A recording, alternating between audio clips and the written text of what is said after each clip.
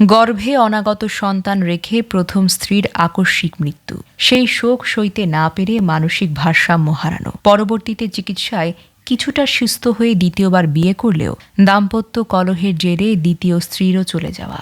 জীবনের এমন একের পর এক কঠিন আঘাতে পুরোপুরি ভেঙে পড়ে গত 18 দিন ধরে নিখোঁজ রয়েছেন পিরোজপুরের নাজিরপুরের যুবক মোহাম্মদ রাজু আহমেদ। উত্তর কলারদুয়ানিয়া গ্রামের এই যুবকের ফিরে আসার অপেক্ষায় এখন যেন চোখের জল ফেলছেন বৃদ্ধ মা, বাবা ও স্বজনরা। দৈনিক আমার পিরোজপুরের ওয়ালিউল্লাহ রাইসুলের তথ্য ভিডিওচিত্রে দেখুন বিস্তারিত। 6 বছর আগের এক ট্র্যাজেডি ও জীবনের নির্মম পরিহাস কিভাবে একটি সাজানো জীবনকে তছনছ করতে পারে, তার জলজ্যান্ত উদাহরণ পিরোজপুরের নাজিরপুর উপজেলার উত্তর কলারদোয়ানিয়া গ্রামের মোহাম্মদ রাজু আহমেদ। প্রায় 6 বছর আগে গর্ভে অনাগত সন্তান রেখে হঠাৎ করে মারা যান রাজুর প্রথম স্ত্রী। সেই গভীর শোক ও মানসিক আঘাত সহ্য করতে না পেরে ধীরে ধীরে মানসিক ভারসাম্য হারিয়ে ফেলেন তিনি।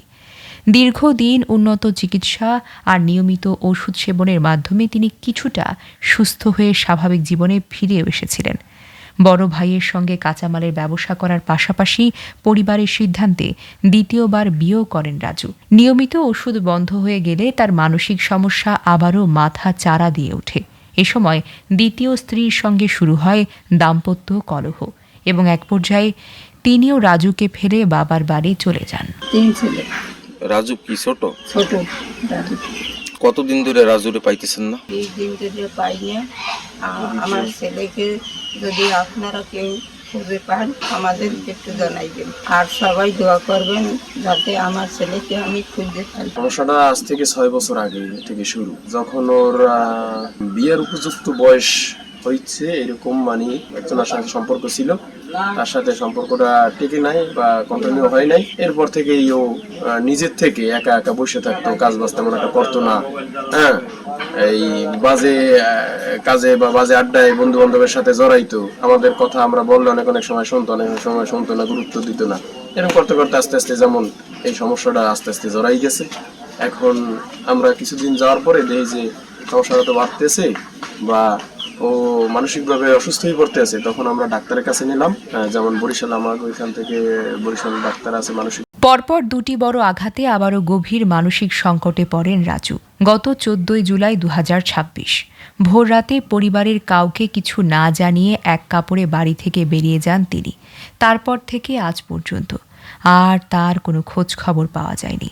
ইতোমধ্যে তার নিখোঁজ থাকার 18টি দিন পার হয়ে গেছে। প্রতিটি সকাল আর প্রতিটি সন্ধ্যায় বৃদ্ধ মা বাবা অপলক দৃষ্টিতে তাকিয়ে থাকেন বাড়ির পথের দিকে। হয়তো এই বুঝি হেঁটে আসবে তাদের কলিজার টুকরো ছেড়ে। বড় ভাইয়েরাও পথ চেয়ে বসে আছেন, কবে ফিরে আসবে ছোট আদরের ভাইটা। ওর বড় ভাই আমরা চেষ্টা করতে আছি, পামু কেমনে, ওর মোবাইলেও নাই লগে যোগাযোগ করবো বা কোথায় আছে কেমনে আছে আমরা জানি না। কি আপনারা কেউ কোনো জায়গা করে পান বা আমাদের এই মোবাইল নাম্বার দিমু, এটি আপনারা একটু সহযোগিতা করবেন যে আমরা যাতে সবাই কোথাও যদি দেখেন এই নাম্বার একটু যোগাযোগ বা আমাগুলোকে একটু যোগাযোগ করবেন। আমরা অনেক খোঁজ করতে আছি, খুব টেনশনে আছি, কষ্টে আছি। আমাকে লাগিয়ে একটু দয়া করবেন যে আমরা তুমি ওরে খুঁজতে পাই। আমরা দর্শক, মানবিকতার খাতিরে যদি আপনারা কেউ ভিডিওতে দেখানো ছবির এই ব্যক্তি মোহাম্মদ রাজু আহমেদকে দেখতে পান অথবা তার সম্পর্কে কোনো তথ্য জানেন, তাহলে অনুগ্রহ করে স্ক্রিনে দেওয়া মোবাইল নম্বরে দ্রুত যোগাযোগ করুন। আপনার একটি মাত্র সঠিক তথ্য বা ফোন কল হয়তো ফিরিয়ে দিতে পারে একটি অসহায় পরিবারের হারিয়ে যাওয়া সদস্যকে, শান্ত করতে পারে একজন মায়ের বুক ফাটা আর্তনাদ। নিরাপদে রাজুকে পরিবারের কাছে ফিরিয়ে দিতে সবাই পোস্টটি বেশি বেশি করে শেয়ার করুন।